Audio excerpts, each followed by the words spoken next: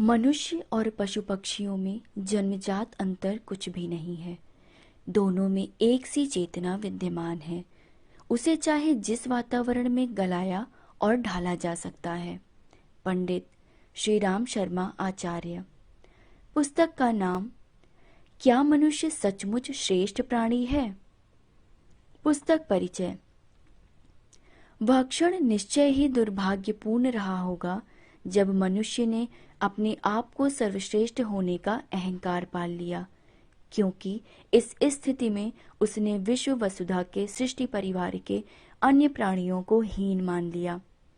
होना तो यह चाहिए था कि वह सभी प्राणियों को जिज्ञासा भरी दृष्टि से देखता और उनकी अनंत क्षमताओं से कुछ सीखने का प्रयत्न करता। मनुष्य अपनी बुद्धि, विवेक तथा अन्य गुणों जैसे प्रेम, परोपकार, सहयोग, संवेदनशीलता के आधार पर ही तो सर्वश्रेष्ठ समझा जाता है।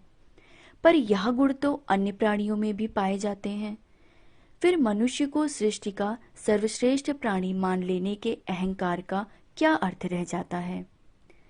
बुद्धिमानी केवल मनुष्य के हिस्से में नहीं आई, पशु पक्षियों में भी वह क्षमता मौलिक रूप से विद्यमान है। बड़े भाई होने के नाते मनुष्य का कर्तव्य है कि वह अपने छोटे भाइयों की बुद्धिमत्ता को विकसित करने का कर्तव्य निभाए। इससे अनेकों प्राणियों की उपयोगिता बढ़ेगी तथा मनुष्य भी अपने प्रथम का समुचित प्रतिफल उनकी विशेष सहायता के रूप में प्राप्त कर सकेगा।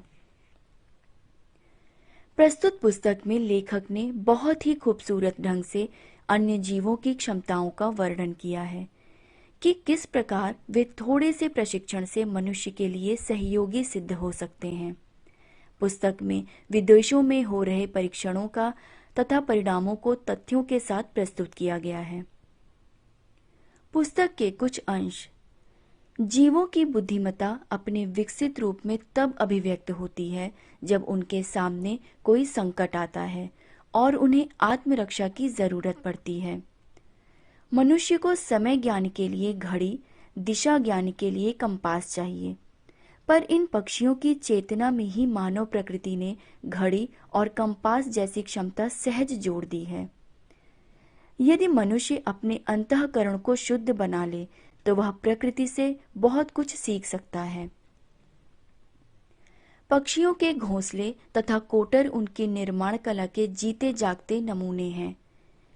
पशुओं में बुद्धिमत्ता भले ही कम हो, पर अति इंद्रिय क्षमता की दृष्टि से वे मनुष्य की तुलना में कहीं आगे होते हैं।